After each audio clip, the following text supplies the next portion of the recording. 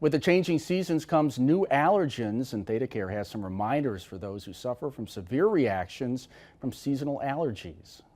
If someone does suffer serious symptoms, they should see an allergy specialist. And there are new, what we call immunotherapies that are cutting edge, and they might benefit from something like that. But that's a kind of a last option if all things fail.